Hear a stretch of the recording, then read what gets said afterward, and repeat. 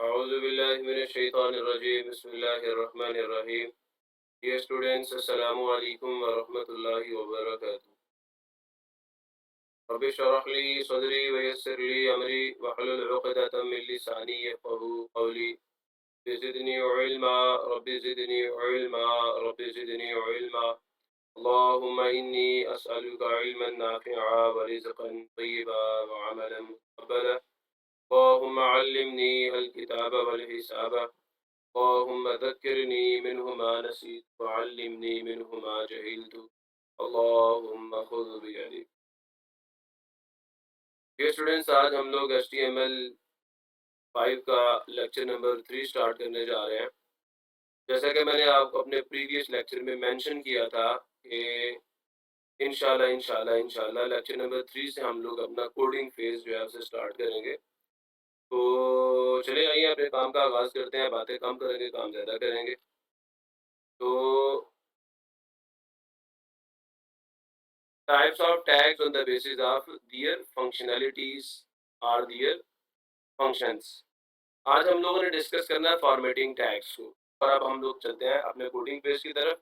सबसे सादा और सब कंप्यूटर्स के अंदर अवेलेबल जो हमारा एडिटर है, नोटपैड एडिटर, हम लोग उसे यूज़ करेंगे। आज क्योंकि पहला दिन है तो मैं चाहता हूँ कि थोड़ा-सा आपको ये भी पता हो कि अगर कोई भी आपको एडिटर अवेलेबल नहीं है तो आप लोग एक बहुत ही सादा-सा, बड़ा ही प्यारा-सा एक एडिटर जो आपके कंप्यूटर में अवेलेबल है, आप उसे यूज़ कर सकते हैं। आपने विंडोज़ और आर का बटन जो है, इन दोनों को प्रेस करना है। एक पॉपअप विंडो आपको अपनी स्क्रीन के ऊपर नज़र आएगी। इसके अंदर आपने यहाँ पे लिखना है नोटपैड। मेरे पास तो यहाँ पहले लिखा हुआ है। आपने ये लिखने के बाद इसको यहाँ ओके पे क्लिक करना है, तो आपके सामने नोटपैड की विंडो ओपन हो जाएगी।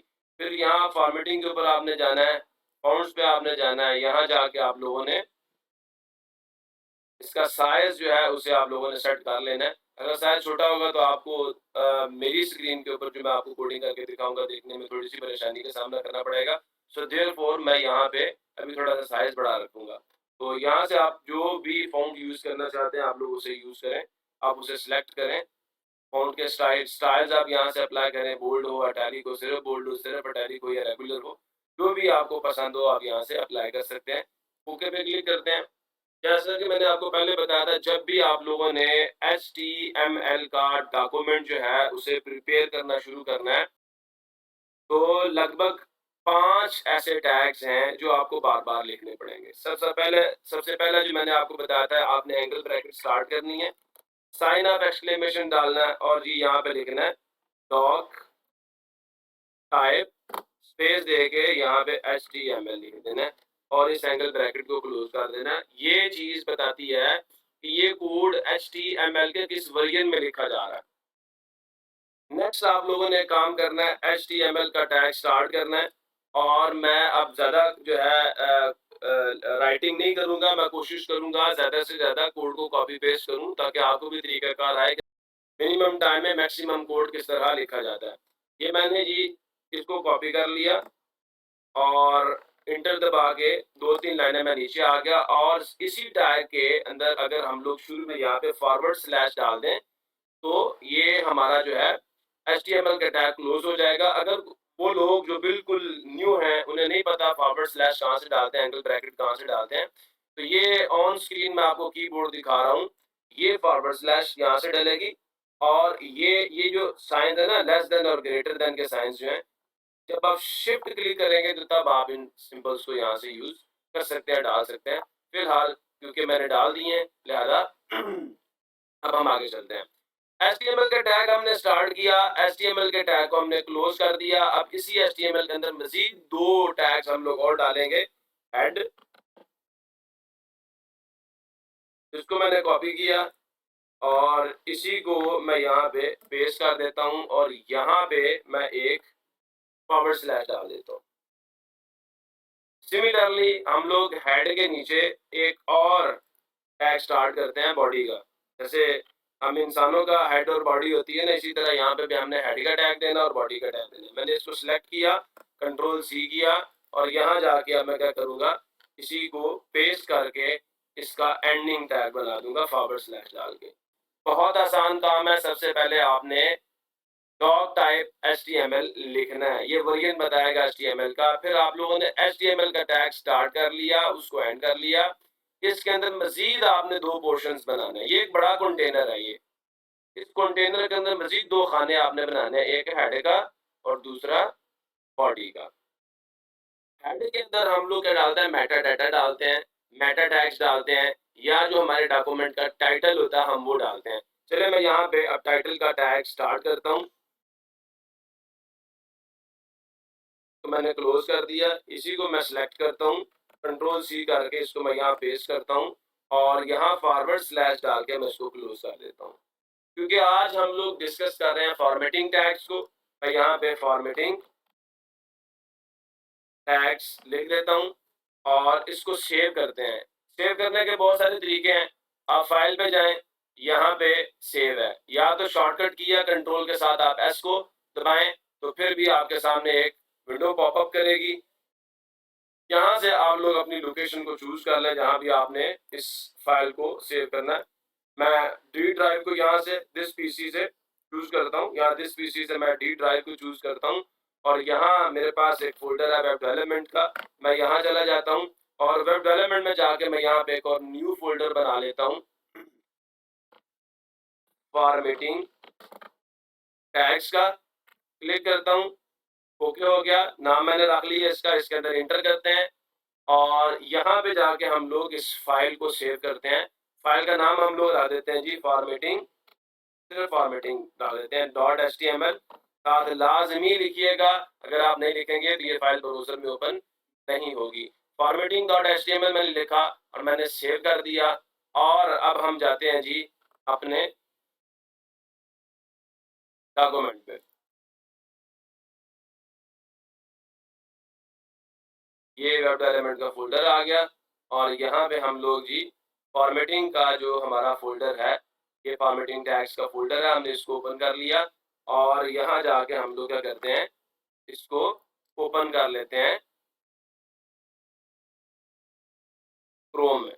ये देखें जो मैंने फॉर्मेटिंग टैग्स यहाँ टाइटल में लिखा, ये हमने फॉर्मेटिंग टैग्स टाइटल में दिया और यही चीज़ हमें यहाँ पे टाइटल में नज़र आना शुरू होगी। अब इसके बाद हम लोगों ने आज क्योंकि स्टार्ट करने थे फॉर्मेटिंग टैग्स, और याद रखिएगा जो भी चीज़ आप अपने ब्राउज़र के इस पोर्शन में देखना चाहते हैं, कंटेंट एरिया में देखना चाहते हैं, आप लोगों ने वो चीज़ या वो कोड आप लोगों ने यहाँ बॉडी में मेंशन करना है। तो हम लोग स्टार्ट करते हैं जी, फॉर्मेटिंग टैग्स की तरफ चलते हैं। सबसे पहला फॉर्मेटिंग टैग जो मैं आज आपको बताने लगा हूँ that is the bold tag और स्ट्रॉन्ग टैग। अब ये भी बात याद रखिएगा कि HTML के जो हमारे पास टैग्स हैं, ये भी 2 तरह के होते हैं। जो on the basis of utility जो टैग्स हैं उनकी 2 किस्में होती हैं। एक वो टैग्स हैं जो जनरल हैं और एक वो टैग्स हैं जो लॉजिकल है या सिमेंटिक है। तो ये बोल्ड का टैग जो है ये जनरल है। ये जहाँ भी आप लगाएंगे ये सिर्फ विजुअल अपीयरेंस को चेंज करेगा किसी भी चीज़ की, लेकिन स्ट्रॉन्ग का टैग जो है ना, ये विजुअल अपीयरेंस को भी चेंज करेगा, मतलब उसकी फॉर्मेटिंग भी करेगा, प्लस साथ ही साथ उसको मीनिंग भी देगा। तो मीनिंग कैसे देगा अभी मैं इंशाल्लाह इसको यूज करके आपको दिखाता हूँ, फिर आपको मेरी बात ज़्यादा अच्छी तरीके से समझ आएगी। मैं आपको कोड लिख के चेक कराता हूँ ना, शुरू में अगर चीज़ें लिख ली जाए तो ज़्यादा बेटर होती हैं। ये एक पैराग्राफ का टैग है, पी से स्टार्ट होता है और इसी को हम यहाँ से कॉपी करते हैं, कंट्रोल सी करते हैं और इसको हम यहाँ पे लास्ट पे पेस्ट करके इसका एंडिंग टैग बना देते हैं, यहाँ पे फॉरवर्ड स्लैश डाल के। हमेशा याद रखें आप टैग को स्टार्ट करें और उसको एंड करें। अक्सर बच्चे, मेरा ये तजर्बा है कि जब भी मैं उनको कोड लिखने का कहता हूँ वो टैग स्टार्ट तो कर लेते हैं लेकिन एंड ही नहीं करते और बीच में चीज़ें लिखना शुरू कर देते हैं। बाद में कहते हैं सर कोड जो है वो सही रन नहीं कर रहा। हमेशा याद रखें जब आप टैग स्टार्ट करें साथ ही टैग को क्लोज कर लें ताकि आपको ऐसी परेशानियों का सामना ना करना पड़े। हम यहाँ पे एक कोड लिखते हैं, फिर उसके कुछ हिस्सों को हम लोग ना बोल्ड करेंगे या सारे को भी बोल्ड करके देखेंगे। तो हम यहाँ लिखते हैं this is an example of bold tag. अब मैं ये चाहता हूँ ये जो बोल्ड टैग वाला टेक्स्ट है ये वाला पोर्शन ये बोल्ड होके मुझे पेज पे नज़र आए। पहले मैं आपको दिखाता हूँ ये नज़र किस तरह का आएगा। कंट्रोल एस किया, जाके हम अपने पेज को रिफ्रेश करते हैं, देखते हैं हमें ये कोड किस तरह का दिखता है। देखिए कोई चीज़ भी आपको बोल्ड नज़र नहीं आ रही, मोटे हरूफ जो है ना वो किसी भी चीज़ में आपको नज़र नहीं आ रहे। अब हम क्या करते हैं, हम इस हिस्से के ऊपर बोल्ड का टैग लगाते हैं। बोल्ड का टैग कंप्लीट टैग है, इसका स्टार्टिंग टैग भी होता है। हमने बोल्ड का टैग यहाँ से स्टार्ट कर लिया और यहाँ पे जाके हम लोग बोल्ड के टैग को क्लोज कर देंगे। कंट्रोल एस करते हैं और जाके अपने पेज को रिफ्रेश करते हैं। सेव लाजमी कीजिएगा, अगर आप फाइल को सेव नहीं करेंगे तो आपका जो टेक्स्ट है आपको बोल्ड नजर नहीं आएगा। आपने देखा, ये देखेंगे हमारा टेक्स्ट बोल्ड हो गया। मैं दोबारा से अगर इस बोल्ड के टैग को आपको हटा के ये सारा कुछ दोबारा चेक कराऊं तो कंट्रोल एस किया, रिफ्रेश किया, कोई चीज बोल्ड नहीं रही। लेकिन जैसे ही हम लोग यहाँ पे बोल्ड का टैग लगाएंगे, कंट्रोल एस करेंगे, रिफ्रेश करेंगे, देखें ये वाला हिस्सा आपको बोल्ड होकर नजर आना शुरू हो गया। दूसरों की निस्बत ये थोड़ा ज्यादा जो है वो मोटे रूप में और आपको वाजे नजर आ रहे हैं। फिर वाला एक उसूल समझ लें कि आप लोगों ने इस पैराग्राफ के अंदर से इस टेक्स्ट को आपने बोल्ड करना था। आपने पैराग्राफ के अंदर बोल्ड का टैग दिया, तो कन्वेंशन ये है कि बोल्ड का टैग इसी पैराग्राफ के अंदर आपने क्लोज भी करना है। कुछ लोग क्या करेंगे, यहाँ से मैं बोल्ड के टैग को कॉपी करता हूँ, यहाँ जाके मैं या कट करके यहाँ बार पेस्ट कर देता हूँ और अब मैं इसको सेव करके जाके डॉक्यूमेंट को रिफ्रेश करता हूँ। आप कहेंगे सर फर्क तो कोई नहीं पड़ता, इसमें तो कोई नहीं आया। दूसरे वाला, हमें कन्वेंशंस को फॉलो करना चाहिए जिससे हमारे लिए भी बेहतरी होगी और दूसरों के लिए भी बेहतरी होगी। यहाँ पे तो ये वर्क कर रहा, बहुत सारे ऐसे टैग्स हैं जिन्हें हम अगर स्टार्ट कर रहे हैं ना एक टैग के अंदर से, मतलब ये हमारा नेस्टेड एक टैग है जो हमने एक पैराग्राफ टैग के अंदर हमने इसको शुरू किया तो अंदर ही हमें क्लोज करना चाहिए। ये इसका चाइल्ड एलिमेंट है। तो ऐसे नहीं कर सकते कि चाइल्ड एलिमेंट जो है वो पैराग्राफ के अंदर शुरू हो रहा है और बाहर जाके वो क्लोज हो रहा हो। चाइल्ड एलिमेंट जो होता है वो अपने पेरेंट एलिमेंट के अंदर ही स्टार्ट होता है और पेरेंट एलिमेंट के अंदर ही क्लोज होता है। तो ये जो बोल्ड का टैग है ये इस पैराग्राफ का चाइल्ड एलिमेंट है और लिहाजा हमने इसको यहाँ क्लोज नहीं करना बल्कि इसको पैराग्राफ टैग के अंदर ही क्लोज करना है। मतलब इसके क्लोजिंग टैग से पहले हमने इसको क्लोज करना है। तो ये चीज जरा समझ लीजिएगा। अभी फिलहाल इस पे तो कोई फर्क नहीं पड़ा, लेकिन बहुत सारी जगहों पे फर्क पड़ेगा जब आप कोडिंग करेंगे और चाइल्ड एलिमेंट को आप अप्रोच करने की कोशिश करेंगे, फिर वहां जाके आपको बहुत सारी प्रॉब्लम्स को फेस करना पड़ सकता है। तो लिहाजा आप कोशिश करें कि अगर आपने बोल्ड का टैग देखें इस पैराग्राफ के अंदर ही शुरू किया है तो इसको अंदर ही क्लोज करें।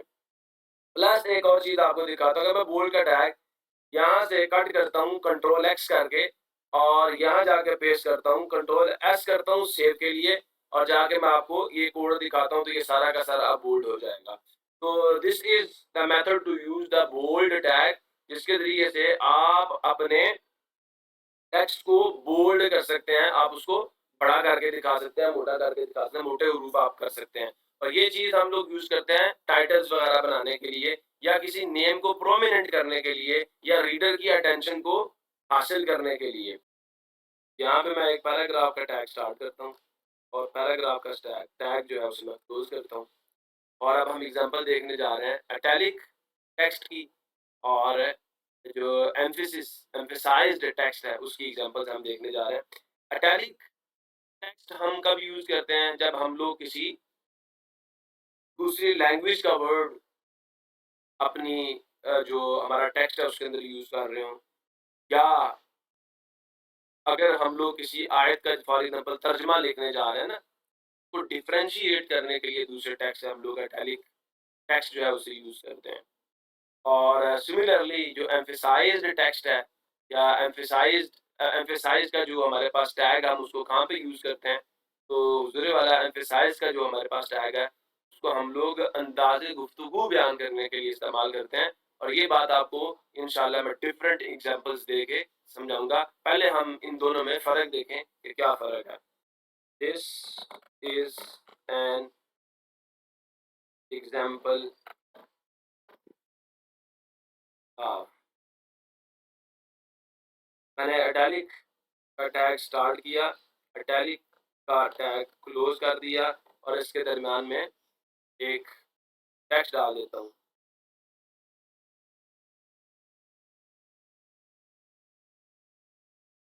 तो this is an example of italicised text, और मैं इसी को कॉपी करता हूँ यहाँ से, कंट्रोल सी किया और नीचे वाली लाइन में जाके मैं इसको यहाँ पे पेस्ट करता हूँ, और यहाँ पे मैं अब एम्फेसिस का जो टैग है उसे स्टार्ट भी करता हूँ और उसे एंड भी करता हूँ, और यहाँ पे मैं एम्फेसाइज्ड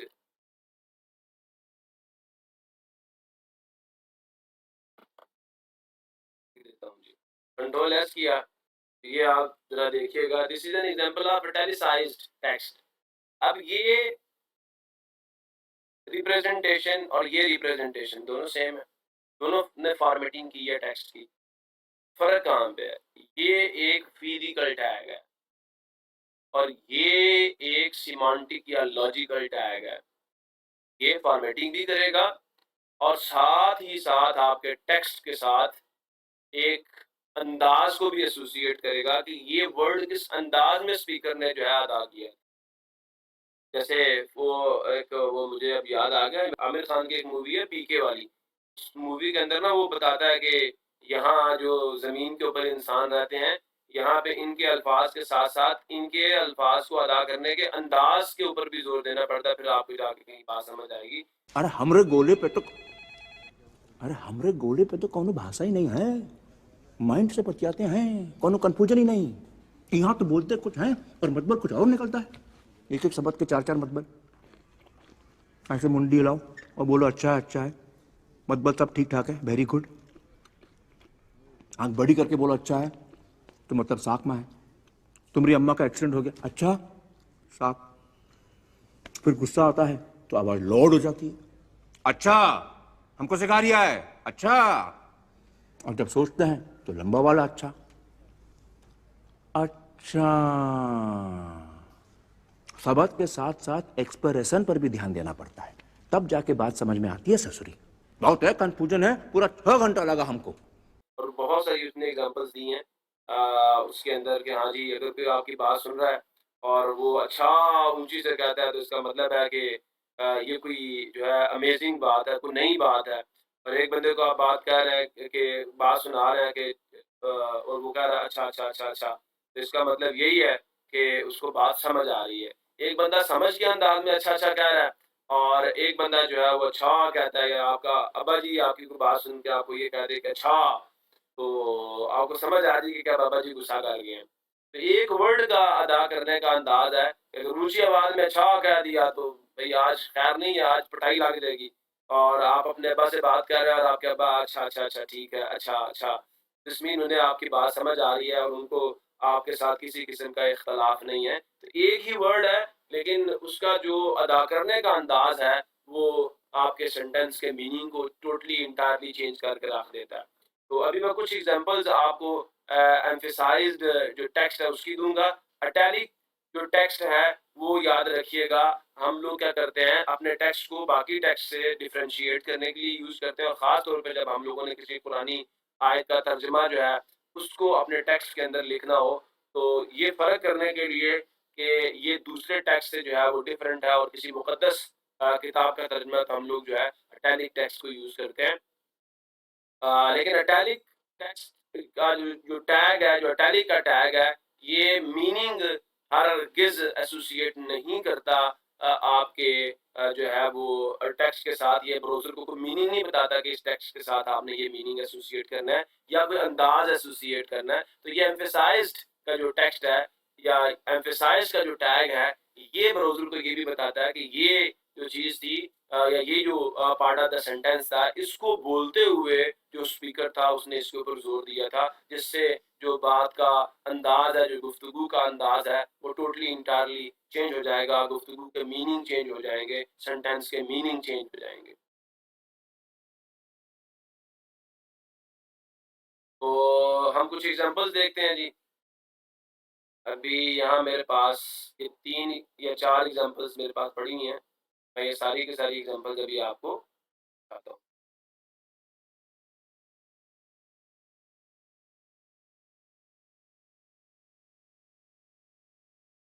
ये देखें जी, पहली एग्ज़ाम्पल में कहा जा रहा है get out of bed now, मतलब बिस्तरा छोड़ दो, नाउ अभी के अभी, तो get out of bed now. ये बताया जा रहा है कि जो स्पीकर था उसने ये जुमला पूरा का पूरा अदा करते हुए जो ज़्यादा ज़ोर दिया था वो नाउ के ऊपर दिया था। तो अगर ना माना गया तो फिर आगे बच्चों को कॉन्सिक्वेंसेस पता होते हैं, क्या होता है और क्या नहीं होता। सिमिलरली अब ये जुमला जो है इसमें हैड पे बोलते हुए ज़्यादा ज़ोर दिया गया और सिमिलरली इसमें नॉट पे ज़्यादा ज़ोर दिया गया और यहाँ पे इन HTML5 what was previously called block level content is now called flow level content. तो यहाँ ये फ्लो के ऊपर ज़ोर दिया गया व्हाइल स्पीकिंग दिस सेंटेंस और इस ब्लॉक लेवल के ऊपर ज़्यादा ज़ोर दिया गया है। तो मैं इसको कंट्रोल एस करके ये कोड जो है आपको यहाँ पे दिखा देता हूँ, ब्राउज़र के ऊपर देखें। Get out of bed now, ये नाउ वो पार्ट ऑफ द सेंटेंस है जिसको बोलते हुए जिसके ऊपर ज्यादा जोर दिया गया। सिमिलरली हैड के ऊपर ज्यादा जोर दिया गया और हो सकता है ये किसी मजबूरी में या किसी जरूरत के तहत कहा गया हो, किसी जरूरत के तहत ये जुमला जो है इसके अंदर हैड के ऊपर ज्यादा जोर दिया गया हो। जैसे मैं अगर इसकी एग्जांपल दूं तो we had to do something about it, कि हमें करना पड़ा कुछ ना कुछ उसके मामले में या उसके बारे में, कि कोई ज़रूरत थी या कोई मजबूरी थी। जैसे बाप अगर आपको कोई तंग करता है तो फिर आपको उसका इलाज करना पड़ता है, तो बताना पड़ता है ज़ोर दे के कि हमें ज़रूर ये काम करना पड़ेगा।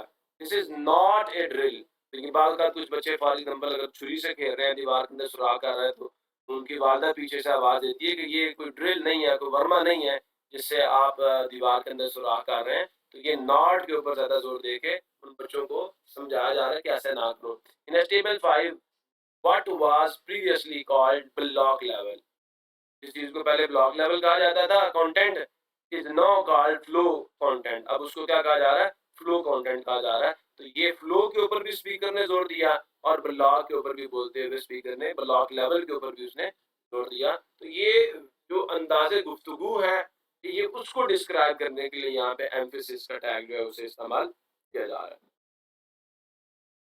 नेक्स्ट दूसरे वाला मैंने आपको बोल्ड और स्ट्रॉन्ग के टैग्स दोनों करवा दिए, दोनों में फर्क बता दिए, ये फिजिकल है, ये सिमेंटिक है। ये फॉर्मेटिंग भी करता है और मीनिंग भी एसोसिएट करता है। इटैलिक का टैग जो है ये सिर्फ फॉर्मेटिंग करता है, तो मीनिंग एसोसिएट नहीं करता कंटेंट के साथ जिसको हमने इसके इनसाइड रखा हुआ होता है। एम्फेसिस का टैग जो है ये पहली बात तो फॉर्मेटिंग भी करेगा और दूसरी बात ये लॉजिकल टैग है which is used to display the content in italic. और ये साथ ही साथ जो स्पीकर होता है उसके बारे में इंफॉर्मेशन दे रहा होता है कि किस पार्ट ऑफ द सेंटेंस को अदा करते हुए स्पीकर ने ऊपर जोर दिया था। अब ये मार्क का एक टैग जो है इसे भी हम यूज करते हैं। तो बावजूद हम लोग अपने जो हमारा कंटेंट होता है उसमें some portion of the content को हम लोग चाह रहे होते हैं कि हम लोग उसको हाईलाइट कर दें, हम लोग उसको हाईलाइट कर दें। फॉर एग्जांपल मैं इसी को हाईलाइट करता हूँ, ये मेरे पास वर्ड का डॉक्यूमेंट खुला, मैं इसको क्लिक करूंगा, देखें ये येलो हो गया। तो अगर यही चीज हम लोगों ने करनी हो अपने ब्राउजर के ऊपर तो हम ये चीज कैसे हाईलाइट करते हैं या हाईलाइट का ऑप्शन हम लोग कैसे अप्लाई करते हैं, मैं कुछ एग्जांपल्स आपको देता हूँ। ये मैं अब इस सारे कोड को मैं यहाँ से डिलीट करता हूँ। पैराग्राफ का एक टैग मैंने स्टार्ट किया, उसी को मैंने क्लोज कर दिया। के अंदर मैं लिखता हूँ this is an example of marked text. मैं इस हिस्से को हाईलाइट करना चाह रहा हूँ। इसके शुरू में यहाँ पे मैं मार्क का टैग स्टार्ट करूँगा और इसके एंड पे, इस कंटेंट के एंड पे मैं इस मार्क टैग को क्लोज कर दूंगा, यहाँ फॉरवर्ड स्लैश डाल के वही चीज़ लिखूंगा, लेकिन मुझे फॉरवर्ड स्लैश डालनी पड़ेगी। कंट्रोल एस करता हूँ तो जाके यहाँ पे रिफ्रेश करता हूँ अपने कोड को, देखिएगा ये वाला हिस्सा आपको हाईलाइटेड नज़र आ रहा है। अगर मेरी बात आपको समझ आई है तो फिर हम आगे चलते हैं। इस तरह अगर हमने some portion of the text को या कंटेंट को हम लोगों ने हाईलाइट करना हो या किसी कंटेंट को किसी वर्ड को हम लोगों ने हाईलाइट करना हो अपने डॉक्यूमेंट में, तो हम लोग इस तरह इस टैग को यूज़ करके, मार्क टैग को यूज़ करके हम लोग उसको हाईलाइट कर सकते हैं। तो इसकी कुछ एग्जांपल्स है, जैसे ये मेरे पास अभी एक हेडिंग मैंने ऑनलाइन पढ़ी हुई थी कोड में से मैंने कॉपी किया, इसको भी मैं पकड़ लेता हूँ। बस इसको भी, और ये बहुत सारी एग्ज़ाम्पल्स हैं, साथ-साथ मैं सारे को जाके कोड में पेस्ट करता हूँ यहाँ पे और फिर हम इनको वन बाय वन डिस्कस करते हैं। अब ज़रा इस कोड को समझिए, ये सबसे पहले मैंने हेडिंग स्टार्ट की है H2। इसमें मैं चाह रहा था कि I want to put a mark on your face, कि मैं आपके चेहरे पे एक निशान लगाना चाहता हूँ। तो मैं चाहता हूँ ये मार्क जो है ये हाइलाइटेड नज़र आए इस हेडिंग में। सिमिलरली जो नीचे की एग्ज़ाम्पल है, इसमें मैं भी ये ब्लॉक कोड के बारे में इंशाल्लाह जब हम लोग फ्रेज़ टैग्स को डिस्कस करेंगे, मैं बात करूँगा।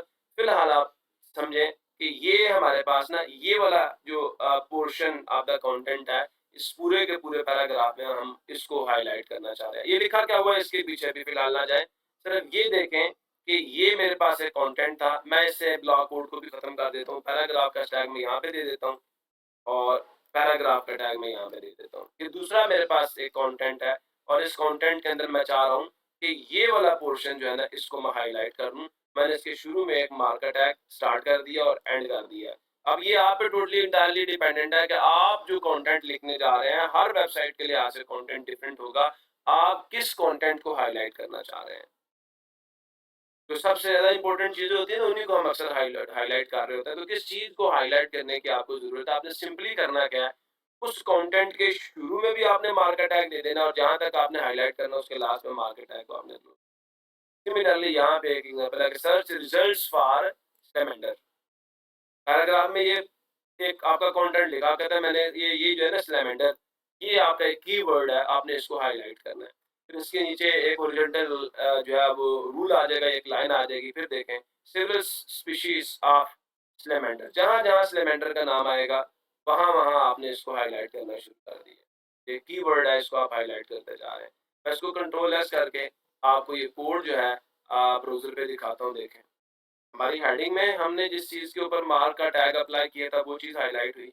सिमिलरली यहाँ पे हम लोगों ने रेबल से शुरू किया और प्लान्स तक हमने इसको क्लोज़ किया था इन द मार्क टैग्स। तो ये देखें यहाँ से यहाँ तक भी हाइलाइट हुआ।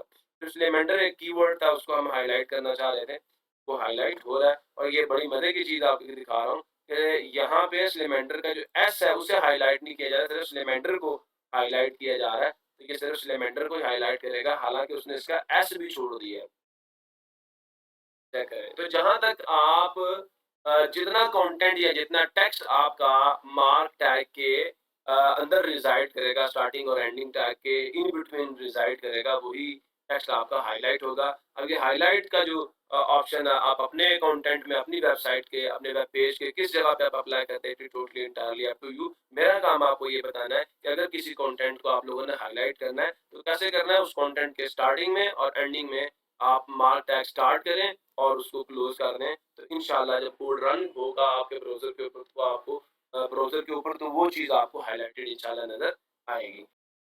नेक्स्ट ये हमारे पास अंडरलाइन टेक्स्ट का एक जो है वो टैग है कि बाद औक़ात हम लोग ना टेक्स्ट को अंडरलाइन करते हैं, किसी वर्ड को, जो जो इम्पोर्टेंट वर्ड्स होते हैं, कीवर्ड्स होते हैं ना, हम लोग अंडरलाइन करते हैं कि ये चीज़ इम्पोर्टेंट है, बजाय इसके बाकी सारा टेक्स्ट आप पढ़ें।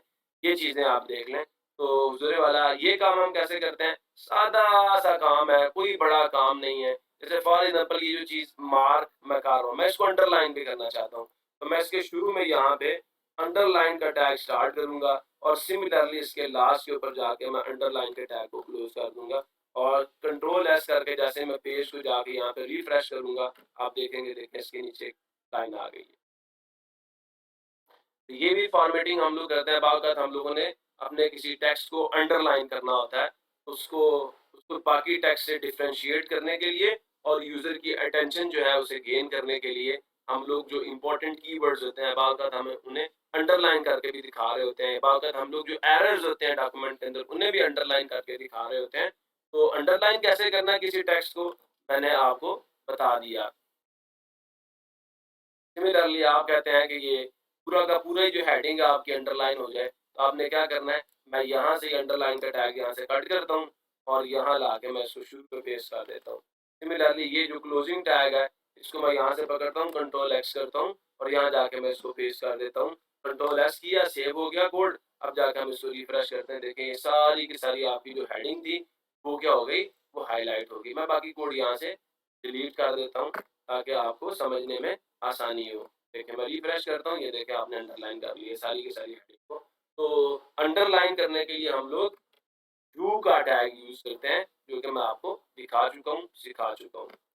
सिमिलरली बावजूद हम लोग चाह रहे होते हैं कि जो एक हमारे पास टेक्स्ट है बिल्कुल उसके सेंटर से एक लाइन पास करें।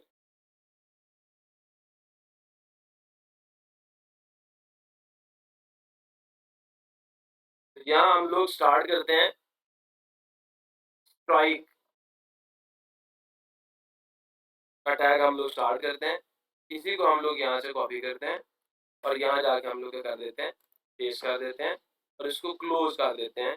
और ये वाला टेक्स्ट मैं चाह रहा हूँ कि मेरे जो मेरा डॉक्यूमेंट है एचटीएमएल का या मेरा जो वेब पेज है उससे डिलीट हो जाए। ऐसे लगे कि ये वाला जो सेंटेंस था या ये जो वर्ड्स थे ये कट कर दिए गए हैं और इनकी जगह पे दूसरे वर्ड्स हम आगे देखते हैं। डिलीटेड टेक्स्ट और इंसर्टेड टेक्स्ट के टैग भी आ रहे हैं।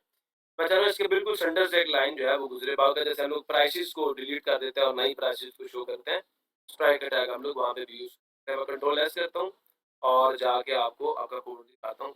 ये लाइन बिल्कुल सेंटर से पास हो रही है। ऐसे लग रहा है जैसे किसी ने ये टेक्स्ट डिलीट करके इसकी जगह पे तो दूसरा टेक्स्ट लिखा है। जैसे बात आप लोग जाके जो ई कॉमर्स की वेबसाइट्स हैं उनको आप विजिट करते हैं तो कुछ प्राइसेस को कट करके उनके आगे न्यू प्राइसेस जो है वो मेंशन की गई होती है। ये स्ट्राइक का टैग जो है हम लोग इस तरह यूज करते हैं और उसका इफेक्ट इस तरह का आपको नजर आएगा। सिमिलरली मैं आपको एक और एग्जांपल समझाता हूँ। वैसे ये वाला जो टीटी या टेली टाइप का जो हमारा टैग है, ये भी कह रहे हैं कि इसकी सपोर्ट जो है वो खत्म हो चुकी है। बहुत से ब्राउज़र जो है इसको सपोर्ट नहीं करते। इसको मोनोस्पेस्ड फ़ॉन्ट का टैग भी कहते हैं। ये करता है क्या? पहले तो इसको समझें। देखिए हमारे पास यहाँ पे आपको नज़र आ रहा होगा एक लेटर एम है और दूसरा लेटर क्या है आई। आप चेक करें जो एम है इसने स्पेस ज़्यादा ऑक्यूपाई की हुई है फ्रॉम लेफ्ट टू राइट और ये जो आपका आई आपका लेटर है इसने स्पेस कम ऑक्यूपाई की हुई। पर अगर हम लोग ये चाहते हैं कि जो हमारे कंटेंट में हम लोग टेक्स्ट लिखने जा रहे हैं हर लेटर इक्वल स्पेस ऑक्यूपाई करें, डिफरेंट स्पेस ऑक्यूपाई ना करें, तो हम लोग ये वाला टैग यूज करते हैं। ये वाला मैं यहाँ इसी इसी टैग को यहाँ जाके देखिए इसी कोड को मैं चेंज करता हूँ। यहाँ मैं डाल देता हूँ जी, बल्कि इसको मैं यहाँ पे रहने देता हूँ स्ट्राइक। मैं यहाँ से हटाता हूँ। सिमिलरली मैं यहाँ से भी इसको हटाता हूँ और तो इस सारे पैराग्राफ को मैं यहाँ से कॉपी करता हूँ और नीचे जाके इसको पेस्ट करता हूँ और इसके शुरू में मैं यहाँ पे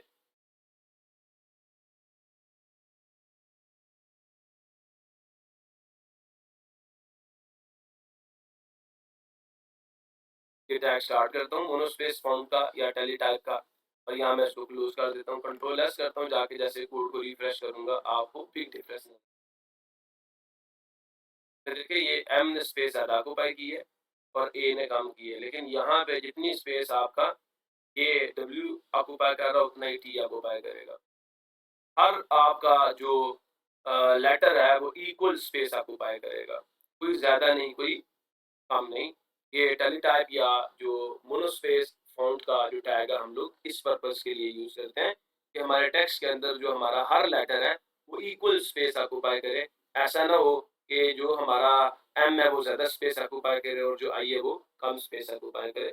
this is the purpose of using the teletype tag या मोनोस्पेस फॉन्ट का जो टैग है उसको हम इस पर्पस के लिए यूज करते हैं। फिर जी उजरे वाला अब सुपरस्क्रिप्ट और सबस्क्रिप्ट के टैग्स हमारे पास आ रहे हैं। सुपरस्क्रिप्ट का टैग किस काम आता है और सबस्क्रिप्ट का जो टैग है वो किस काम आता है। मैं इसकी मिसाल आपको ऐसे देता हूँ कि आप लोगों ने अक्सर मैथमेटिक्स में देखा होगा कि वेरिएबल्स के ऊपर पावर्स लिखी हुई होती हैं। मैं आपको यहाँ कोड में कुछ एग्जांपल्स लेके चेक कराता हूँ, फिर आपको मेरी बात ज़्यादा अच्छे तरीके से क्लियर हो जाएगी। मैं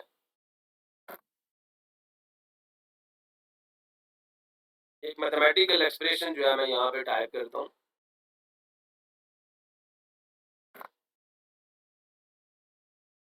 मैं कहता हूँ X square plus Y square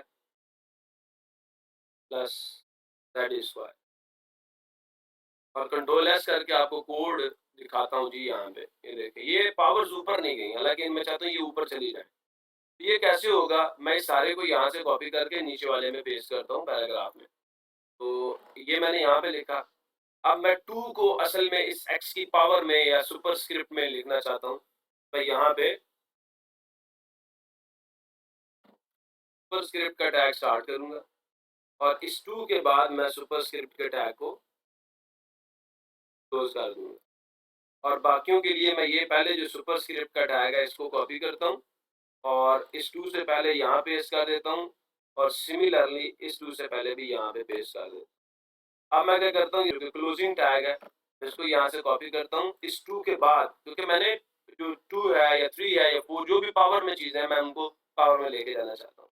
मैं यहाँ पे और यहाँ पे इसको पेस्ट कर दूँगा। बस एक बात याद रखें कि जिस चीज़ को आपने सुपरस्क्रिप्ट में लेके जाना है या पावर में लेके जाना है, आपका सुपरस्क्रिप्ट का टैग जो है उससे उसके शुरू में आपने प्लेस करना और क्लोजिंग टैग जो है ना, स्टार्टिंग टैग शुरू में और क्लोजिंग टैग आपने लास्ट में डाल देना है। सिमिलरली इस 2 के लिए भी मैंने कर दिया, इस 2 के लिए भी। आप पावर्स चेंज कर सकते हैं, जैसे मैं इसकी जगह पे 3 डाल देता हूँ, इसकी जगह पे मैं 5 डाल देता हूँ। चलिए मैं यहाँ पे भी 5 और 3 कर देता हूँ, तो ज़्यादा बात क्लियर हो जाएगी। मैं कंट्रोल एस करता हूँ और जाके कोड को रिफ्रेश करता हूँ। अब आप वाज़ेह फ़र्क देख सकते हैं कि यहाँ पे मैंने सुपरस्क्रिप्ट के टैग्स यूज़ नहीं किए और यहाँ मैंने किए हैं। आप चेक कर सकते हैं कि अब ये नंबर जो पहले बिल्कुल उसके बराबर यहाँ आपको नज़र आ रहा था, अब ये सुपरस्क्रिप्ट में जा चुका है। यहाँ पे भी सुपरस्क्रिप्ट में जा चुका है और यहाँ पे भी सुपरस्क्रिप्ट में जा चुका है। तो जो डॉक्यूमेंटेशन है या जो बुक्स हैं वो ये बताती हैं कि अगर आपने किसी लेटर को या वर्ड को अपने नॉर्मल टेक्स्ट की जो हाइट है उसके हाफ पेज के बराबर ऊपर लेके जाना हो, उसके हाफ के बराबर ऊपर लेके जाना हो, तो कैसे करते हैं? सुपरस्क्रिप्ट का टैग यूज़ करके हम लोग ये काम करते हैं। तो यहाँ पे ये इसकी डिटेल्स लिखी है सुपरस्क्रिप्ट के टैग की, द कंटेंट ऑफ, क्योंकि जो आपका सुपरस्क्रिप्ट का टैग है या ये जो एलिमेंट है, इसका जो कंटेंट है, is written in superscript, the font size is used, the font size used is the same size as the character surrounding it. ये जो फॉन्ट साइज होता है ना, ये जो आपका जो कैरेक्टर आपने ऊपर लिखा है ये इसी के बराबर होता है जो आप यूज कर रहे हैं। It but it displays half a character height above the other characters. ये जो आपके सुपरस्क्रिप्ट के टैग्स होते हैं ये हाफ कैरेक्टर हाइट थोड़ा ऊपर दिखाए जाते हैं दूसरे कैरेक्टर्स की निस्बत, बाकी इनका साइज भी उन्हीं कैरेक्टर्स के साइज के बराबर होता है जिनके साथ आप इनको यूज कर रहे हैं। सुपरस्क्रिप्ट की मैंने आपको एग्जांपल दे दी, दिखा दी। अब मैं आपको कहता हूँ फॉर एग्जांपल केमिस्ट्री, अगर आप लोग जानते हो या आपने कभी केमिस्ट्री की बुक देखी हो जिंदगी में, तो सबस्क्रिप्ट हम लोग कब यूज करते हैं? पहले हम इसको इस्तेमाल करते हैं, फिर मैं आपको समझाऊंगा। जैसे मेरे पास बड़ा सादा सा फार्मूला है एक वाटर का, H2O, कैपिटल O डालना है जी, और मैं इस सारे को यहाँ से करता हूँ गायब। और अब हम लोग बात करते हैं, मैं कहता हूँ कि यार ये जो 2 है, चलिए मैं पहले आपको कोड दिखा दूँ। कंट्रोल एस किया और रिफ्रेश किया, देखें ये 2H के बिल्कुल सामने आ रहा है। मैं चाहता हूँ नहीं ये नीचे नजर आए, जो हमारे केमिकल फार्मूले है उसमें जो हमारे एलिमेंट का सिंबल है वो तो बताता है कि कौन सा एलिमेंट इस कंपाउंड के फार्मूले में मौजूद है, और दूसरी चीज वो ये बताता है कि इसके कितने एटम्स हैं, लेकिन जो एटम्स की तादाद होती है वो हमेशा सब स्क्रिप्ट में लिखी जाती है। अब कैसे लिखी जाती है मैं अभी आपको बताता हूँ। इसकी सारी चीज को मैं यहाँ से कॉपी करता हूँ, कॉपी करके मैं लाके इस नीचे वाले पैराग्राफ में इसको पेस्ट करता हूँ और इसके शुरू में मैं सब स्क्रिप्ट का टैग जो है उसे स्टार्ट कर देता हूँ और इसी को मैं यहाँ से कॉपी करता हूँ और जाके मैं यहाँ पे पेस्ट करता हूँ। कंट्रोल सी किया और यहाँ जाके मैंने जो 2 के बाद ना कंट्रोल वी करता हूँ और इसको क्लोजिंग टैग बना देता हूँ। इस 2 से पहले आपने सबस्क्रिप्ट का टैग जो है स्टार्ट करना है और इस 2 के बाद आपने जो सबस्क्रिप्ट का टैग है उसे आपने क्लोज कर देना है। मैं इस सारे कोड को कंट्रोल एस करके सेव करता हूँ और जैसे मैं यहाँ पे रिफ्रेश करूंगा आप देखिएगा क्या फर्क नजर आता है। ये 2 बिल्कुल देखे उसके सामने उसके बराबर, आपको ना इसकी बेस के बिल्कुल बराबर आ रही है, इसकी हाइट के बराबर इसका साइज है। लेकिन यहाँ पे क्या हुआ, ये 2 जो है हाफ कैरेक्टर नीचे चला गया, इसके बिल्कुल बराबर नहीं रहा। तो ये केमिस्ट्री में आप इस तरह का फार्मूला लिखे हुए देखते होंगे। तो अगर आप अपने वेब पेज के ऊपर अगर इस तरह का कोई फार्मूला रिप्रेजेंट करना चाहते हैं तो जरूर वाला राइटिंग में आप लोगों ने अगर सब स्क्रिप्ट यूज करनी हो तो उसको यूज करने का तरीकाकार क्या है कि आप लोग सब स्क्रिप्ट का टैग जो है उसे यूज करें। अब उस वाला हमारे पास जो है वो 2 टैग्स और आ रहे हैं, एक इंसर्टेड टेक्स्ट का टैग है और एक डिलीटेड टेक्स्ट का टैग है। ये दोनों मैं इकट्ठे यूज़ करके आपको दिखाऊँगा। जैसे मैंने अभी आपको स्ट्राइक का टैग यूज़ करके बताया कि वो क्या करता है जी, वो एक लाइन बिल्कुल सेंटर से पास करवाता है। कैसे मैं अभी आपको दिखाता हूँ। ये मैंने एनीथिंग को चूज़ किया, ये बिल्कुल लाइन सेंटर से पास हो रही है। रिलेटेड टेक्स्ट का टैग भी जो है वो भी बिल्कुल ऐसे ही करता है। रिलेटेड टेक्स्ट का टैग भी बिल्कुल ऐसे ही करता है। लेकिन ये एक आपका फिजिकल टैग है स्ट्राइक थ्रू का, लेकिन जो डिलीटेड टेक्स्ट का टैग है ये एक सिमेंटिक टैग है। ये क्या करता है, ये हुजूर वाला ये बताता है कि कोई चीज़ जो पहले लिखी हुई थी अब वो काट दी गई है और उसको रिप्लेस कर दिया गया किसी दूसरे टेक्स्ट के साथ। It is deleted text. ये चेंज हो चुका है विद दिस टेक्स्ट। तो चलिए ये मैं आपको एग्ज़ाम्पल समझाता हूँ, फिर आपको मेरी बात ज़रा अच्छे तरीके से समझ आएगी। ये एक छोटा-सा कोड मैं यहाँ से कॉपी कर लेता हूँ और यहाँ मैं कोड पेस्ट करता हूँ और इसको शुरू में ले आता हूँ। मैं अब इसकी एग्ज़ाम्पल आपको समझाता हूँ। पहले मैं यहाँ से यहाँ तक ये कोड कॉपी करता हूँ, कंट्रोल सी करके। इसको इसके ऊपर यहाँ पे मैं पेस्ट करता हूँ, कंट्रोल वी करके। डिलीटेड का जो टेक्स्ट है या सॉरी डिलीटेड का जो डिलीटेड टेक्स्ट का जो मेरे पास यहाँ पे टैग है, मैं उसको यहाँ से डिलीट करता हूँ और यहाँ पे भी मैं पी टैग कर देता हूँ। कंट्रोल एस किया और जाके हम कोड को रिफ्रेश करते हैं। अब आप ज़रा थोड़ा-सा गौर कीजिएगा। फॉर एग्ज़ाम्पल एक बंदे ने ये लिख दिया कि I want to drink wine, लेकिन बाद में वो मुसलमान हो जाता है और इस्लाम में तो ये चीज़ हराम है, ये चीज़ जायज़ ही नहीं है। अब वो इस चीज़ को चेंज करता है, कैसे चेंज करेगा कि I want to drink wine को काटना चाहता है, चलो जी कोका कोला हम पी सकते हैं, कोला ड्रिंक्स सारे ही पीते हैं। तो क्या किया गया जी, ये जो वाइन था ना वाइन, इसको इनक्लोज़ कर दिया, डिलीटेड टेक्स्ट का टैग स्टार्ट किया और एंड किया। इन बिटवीन हमने क्या डाल दिया, इसको डाल दिया वाइन को। अब ये तो जाएगा काट, इसकी रिप्लेसमेंट में कौन-सा टेक्स्ट हम लोग इंसर्ट करेंगे, तो कोला। तो कोला जो है उसके शुरू में आपने इंसर्टेड टेक्स्ट का टैग जो है वो शुरू करना है और उसके लास्ट पे आप लोगों ने इंसर्टेड टेक्स्ट का जो टैग है वो स्टार्ट कर देना है। तो ये ब्राउज़र को ये बताएगा कि ये वाला जो टेक्स्ट है, ये डिलीट कर दिया गया, ये काट दिया गया और इसकी जगह जो है, ये नया टेक्स्ट जो है वो इंसर्ट किया गया। ठीक है? तो ये इंसर्ट का टैग हम लोग इसलिए इस पर्पज़ के लिए यूज़ करते हैं कि ये बताए कि हाँ जी, ये जो पहले टेक्स्ट आपका डिलीट हुआ है, इसकी जगह पे ये वाला टेक्स्ट जो है वो इंसर्ट किया गया है। मैं इसको कंट्रोल एस करके दोबारा आपको दिखाता हूँ, तो ये सारी की सारी चीज़ आपको नज़र आ रही है। और ये देखिए इसको अंडरलाइन करके दिखा रहा है कि this is the text that have replaced this text. ये वो टेक्स्ट है जिसने इस टेक्स्ट को क्या किया, रिप्लेस किया है और ये वाला टेक्स्ट क्या होगा, अंडरलाइन्ड टेक्स्ट होगा।